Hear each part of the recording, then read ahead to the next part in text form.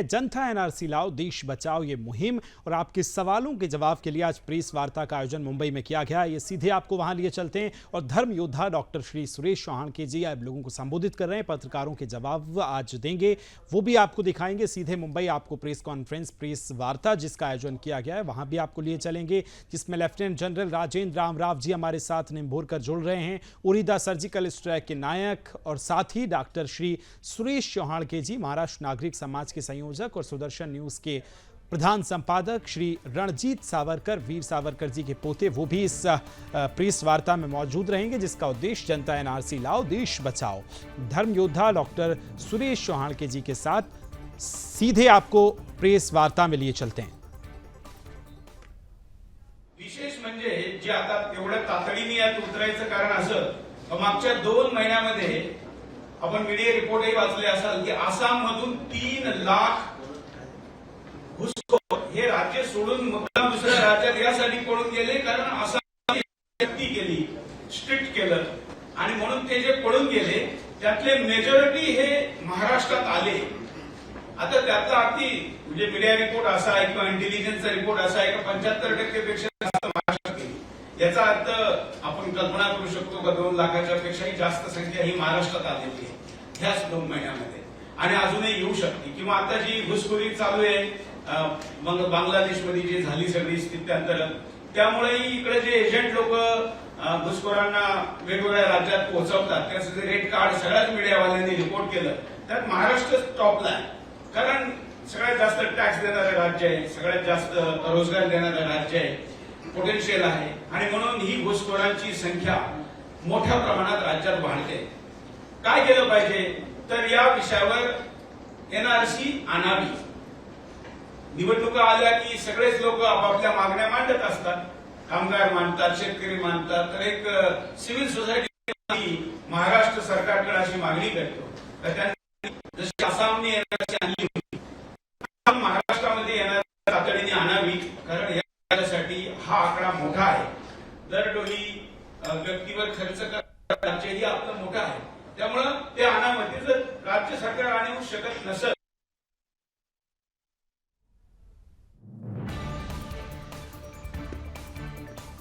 तो जनता NRC Lana है, देश को बचाना है, यही उद्देश्य के साथ आज प्रेस वार्ता का आयोजन मुंबई में किया गया है। भारतीय मुसलमानों को किस तरह से, अगर हम घुसपैठियों की अगर बात करें तो अफगानी, पाकिस्तानी और रोहिंग्या घुसपैठियों को महाराष्ट्र से मुक्त करना है, यही उद्देश्य हमारा है, यही उद्देश्य। और अगर बात की जाए तो संकल्प धर्म योद्धा श्री सुरेश चौहान के जी का है, और इसी के साथ वो आगे बढ़े हैं। पिछले कई महीनों में अपने खास प्रोग्राम बिंदास बोल के जरिए इस मुहिम को लाखों करोड़ों लोगों तक पहुंचाया है, और आज आप सभी मिस्ड कॉल के जरिए, अपनी प्रतिक्रियाओं के जरिए, अपने मैसेजेस के जरिए हम तक पहुंचे हैं, हम तक जुड़े हैं, और ये आपकी मुहिम है, ये संकल्प आपका है। जनता एनआरसी लाना है, देश को बचाना है। धर्म योद्धा डॉक्टर श्री सुरेश चौहान के जी के साथ प्रेस वार्ता का आज आयोजन किया गया है, जिसमें पत्रकारों के सवाल और आपके सवालों का जवाब देने के लिए आज सभी मेहमान हमारे साथ मौजूद हैं। प्रेस कॉन्फ्रेंस में आपने अभी तस्वीरें देखी, वहां से लेफ्टिनेंट जनरल राजेंद्र रामराव निम्भोरकर जी, उड़ीदा सर्जिकल स्ट्राइक के नायक, डॉक्टर श्री सुरेश चौहान के जी महाराष्ट्र नागरिक समाज के संयोजक, और साथ ही सुदर्शन न्यूज के प्रधान संपादक, और श्री रणजीत सावरकर जी, वीर सावरकर जी के पोते, उनके साथ ये प्रेस वार्ता चल रही है। आपके सभी सवालों के जवाब आप देख रहे हैं। घुसपैठियों को नहीं हटाया गया तो अगले 5 सालों में महाराष्ट्र की स्थिति और बद से बदतर होगी। यही संकल्प, यही उम्मीद, यही मिशन और यही अपील के साथ आज सुदर्शन मीडिया, ना सिर्फ सुदर्शन चैनल बल्कि धर्म योद्धा डॉक्टर सुरेश चौहान के जी की जो अपील है आपसे वो यही है कि ये एनआरसी आपके लिए है। इसी को नाम दिया गया है जनता एनआरसी। आपके लिए ये एनआरसी लाई गई है क्योंकि अब आपको संकल्प लेना पड़ेगा कि महाराष्ट्र को घुसपैठियों से मुक्त कराना है, देश को घुसपैठियों से मुक्त कराना है। जनता एनआरसी लाओ, देश बचाओ, यही हमारा संकल्प, यही हमारी अपील है आपसे, और आपने पिछले कई महीनों में जो रिस्पांस अपना दिया है मिस्ड कॉल के जरिए, जो सुदर्शन न्यूज ने अपना फोन नंबर जारी किया था उस पर आपने मिस्ड कॉल करके लाखों की संख्या में हमारे पास जो प्रतिक्रियाएं भेजी हैं, अपने मैसेजेस के जरिए जो हम तक प्रतिक्रियाएं पहुंची हैं, वो बताती हैं कि जनता अब अपना मिशन बना चुकी है। जनता एनआरसी को महाराष्ट्र से मुक्त कराना है। घुसपैठियों को, बांग्लादेशी रोहिंग्याओं को, पाकिस्तानी घुसपैठियों को, उनको निकालने के लिए जनता ने संकल्प ले लिया है। घुसपैठियों के कारण कानून व्यवस्था बिगड़ रही है। जनता एनआरसी ही इसे नियंत्रित करने में काम आ सकती है। अगर इनको नहीं हटाया गया तो अगले 5 सालों में महाराष्ट्र की स्थिति बद से बदतर हो सकती है।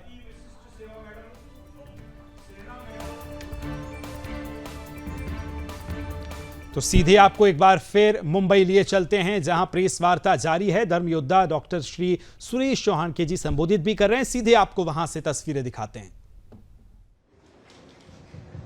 नमस्कार, मैं अपना सौभाग्य समझता हूं यहाँ पे आज इस कार्यक्रम के लिए मुझे बुलाया।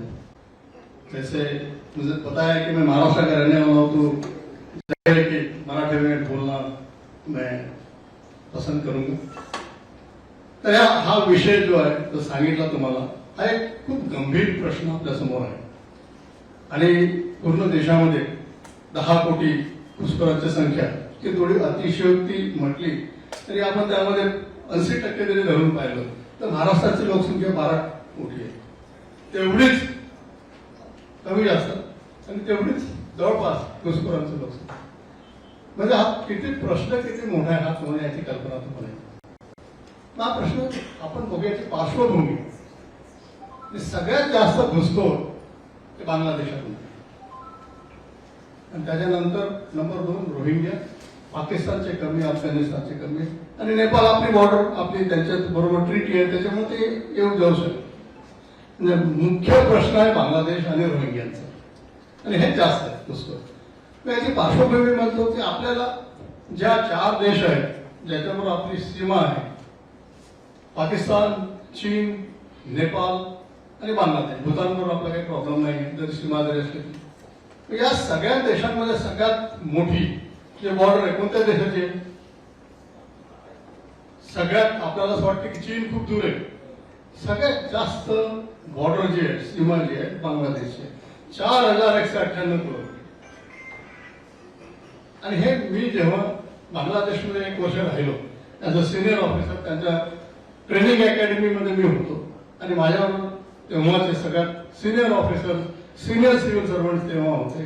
आजचा चीफ ऑफ नेव्हल स्टाफ, त्याच्या आजचे सगळे माझे पर्सनल मित्र आहेत. आणि हे बांगलादेशमध्ये PhD पण केलेले आहे. त्याच्यामुळे हा विषय माझ्या हृदयाजवळ. आणि एवढी मोठी संख्या असते त्यामध्ये 157 नद्या बांगलादेशमध्ये भारतातून जातात, छोट्या मोठ्या. मग हे का सांगितलं मी? तुम्ही जॉग्रफी जर बघितली तर एकदम घुसखोरी खूप सोपी आहे. नद्या, जंगल आणि बॉर्डर गार्ड्स करणं हे खूप कठीण काम. आणि त्यामध्ये पण आपण म्हणायला नको, पण बॉर्डर पण बरोबर गार्ड करायला पाहिजे. तर त्यामध्ये डेडिकेशन पाहिजे, आपल्या देशाच्या प्रति निष्ठा पाहिजे आणि लक्ष्मीचं दर्शन नाही व्हायला पाहिजे. तर ह्यामुळे असं आहे की या सगळ्या गोष्टी. आणि तिथे एक गोष्ट शिकलो आणि समजलो की जेव्हा इन्फॉर्मली आम्ही सगळं बोलायचो तेव्हा हे सगळे बांगलादेशी ऑफिसर जेव्हा सिनियर लेवलवर, आजचा जो चीफ आहे तो माझ्यापेक्षा खूप ज्युनियर होता, ते सगळं म्हणायचे की आमचा जो मुद्दा आहे हा मुघलिस्तान बनवायचा आहे. मुघलिस्तानची बॉर्डर कुठे? ब्रह्मपुत्रा नदी, मणिपूर, मिझोराम, चिटगाव हिल जोडायचं आणि इकडे बिहार, मालदापासून खाली मुर्शिदाबाद, 24 परगणा, म्हणजे अर्धा बंगाल, अर्धा बिहार, जवळपास 3/4 आसाम हे त्यांच्या मुघलिस्तानमध्ये येतं. आणि ही त्यांची अपार्ट फ्रॉम इकॉनॉमिक मायग्रेशन सोडून ही दुसरी त्यांची जो मुद्दा आहे, त्यांचा एम आहे हे करायचं, भारताला तोडायचं त्याच्यापासून. मग तो मुद्दा तो कठीण. पण पहिला मुद्दा जो आहे की भारतामध्ये येणं हे खरं आहे. आणि त्याचे मी 2च उदाहरण सांगतो. मी 1980 मध्ये आर्मीमध्ये कमिशन होऊन तवांगमध्ये पोस्टिंग होते. मला आसाममधून जावं लागायचं. तर वरच्या कामरूप डिस्ट्रिक्ट मधून आम्ही जायचो तेव्हा एका 3-4 गावामध्ये एखादी मॉस्क मस्जिद दिसायची. 2005 मध्ये परत मी आसाममध्ये पोस्टिंग झाली माझी, तर प्रत्येक गावात 5 ते 6 मस्जिद होते. मग तुम्ही याचा विचार करू शकता ते मायग्रेशन जे घुसखोरी किती झाली. त्याच वेळेस मी सिक्युरिटी इन्चार्ज असायचो, कोणाला पास द्यायचं, कोणाला काय करायचं, काय करून घ्यायचं. तरी मी माझ्या नेचरप्रमाणे खूप स्ट्रिक्ट होतो. सांगितलं मी देणार नाही कोणाला.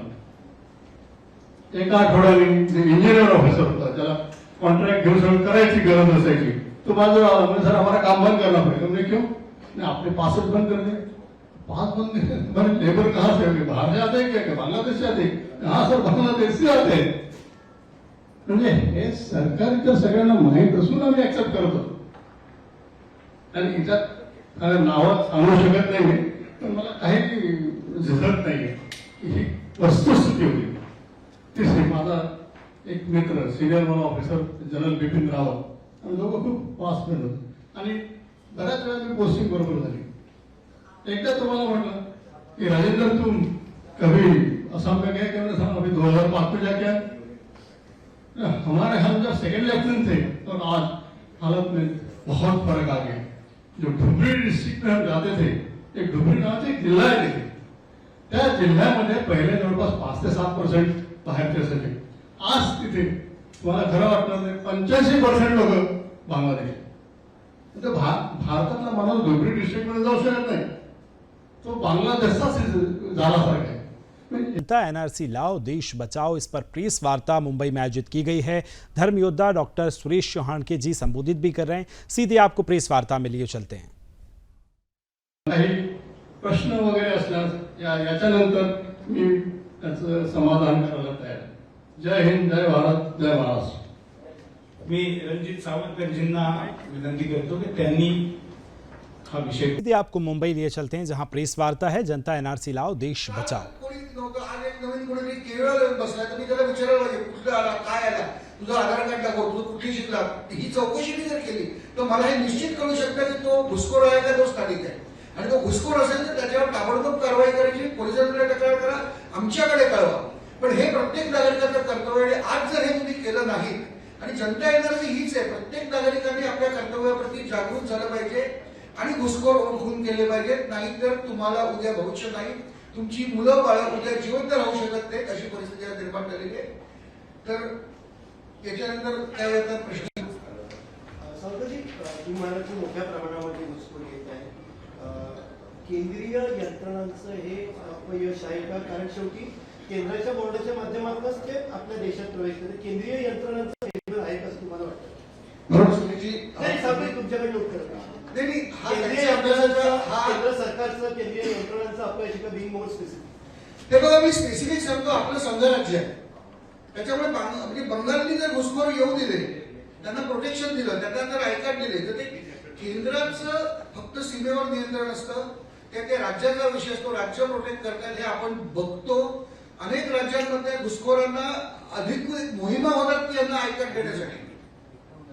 त्याच्यामुळे हे पूर्ण शासकीय यंत्रणेचं अपयश आहे आणि भारतीय जनतेचं अपयश आहे की आपण तुमच्या घरात कोणी घुसला आणि तुम्ही त्याला बाहेर काढलं तर ते तुमचं अपयश आहे. जसं कुटुंब प्रमुखाचं कुटुंबाचं आहे, हे सगळ्यांचं अपयश आहे. आणि म्हणून माझ्या जनतेला पुन्हा आव्हान आहे की सगळ्यांनी, आणि जनतेने जर ठरवलं तर सरकारला ते करावंच लागतं, कारण शेवटी हा लोकशाही प्रधान देश आहे.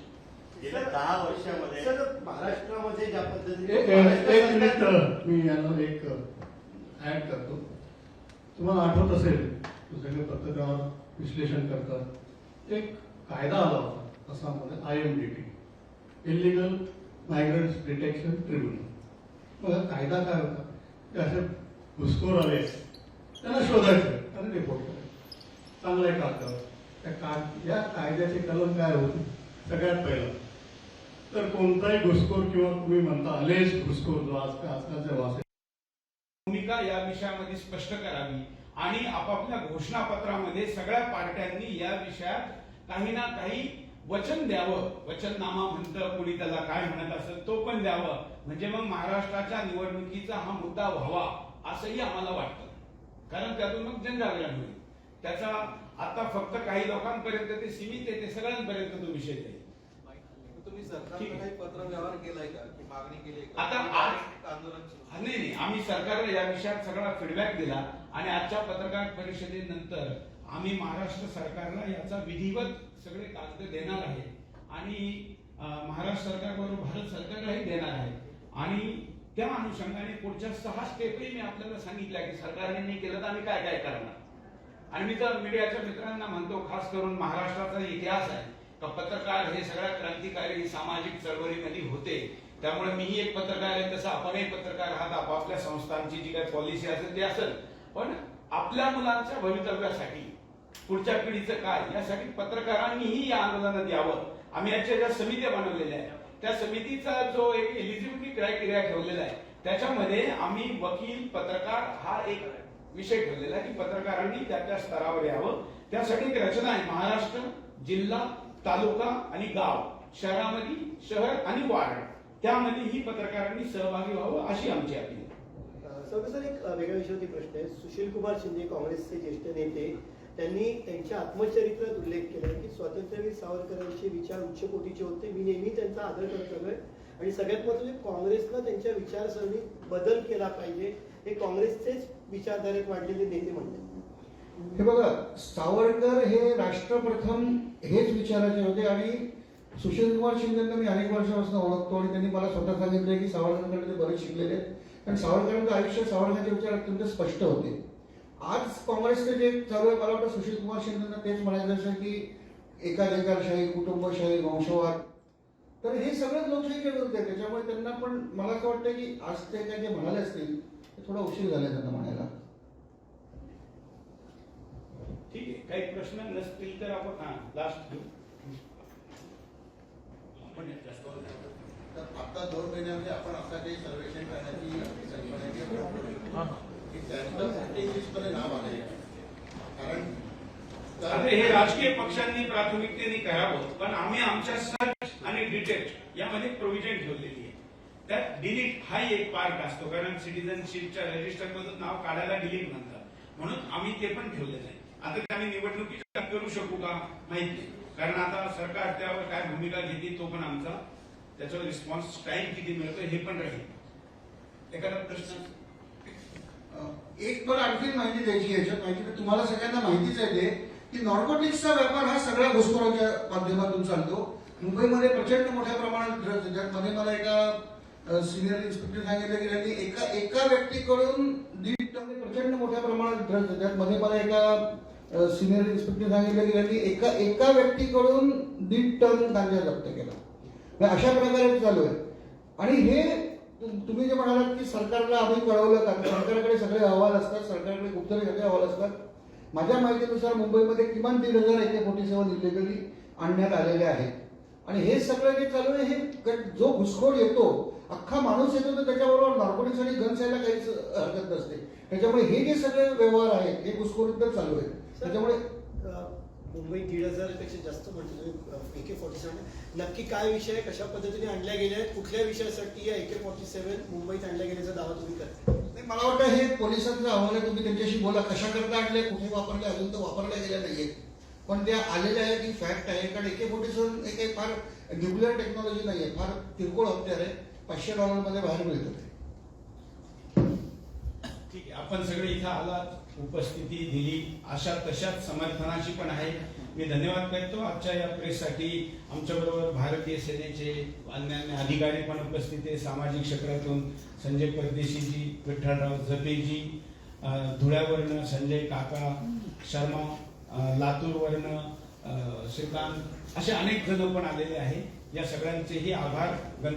गणपतजी पण या ठिकाणी आहे. अशा धारावीमध्ये ज्यांनी या आंदोलनाला मोठ्या प्रमाणात चालवलं, रमाकांत गुप्ताजी, असे मोठ्या प्रमाणात आशुतोष जी या ठिकाणी आलेले आहेत आणि आम्ही लोकांना या विषयासाठी समयदान द्यावं, मुंब्रातून पण आलेले आहेत ज्यांनी तिथं या विषयात मोठं आंदोलन चालवलं. तर अशा सगळ्यांचे धन्यवाद. आणि यासाठी बाईटसाठी किंवा हिंदीमध्ये काही पाहिजे असेल, इंग्लिशमध्ये पाहिजे असेल, त्यासाठी उपलब्ध आहोत. आणि बाकीच्या ज्या गोष्टी आहेत बोलायच्या त्या आपण जेवणामध्ये बरोबर बोलू शकतो. धन्यवाद सगळ्यांचे.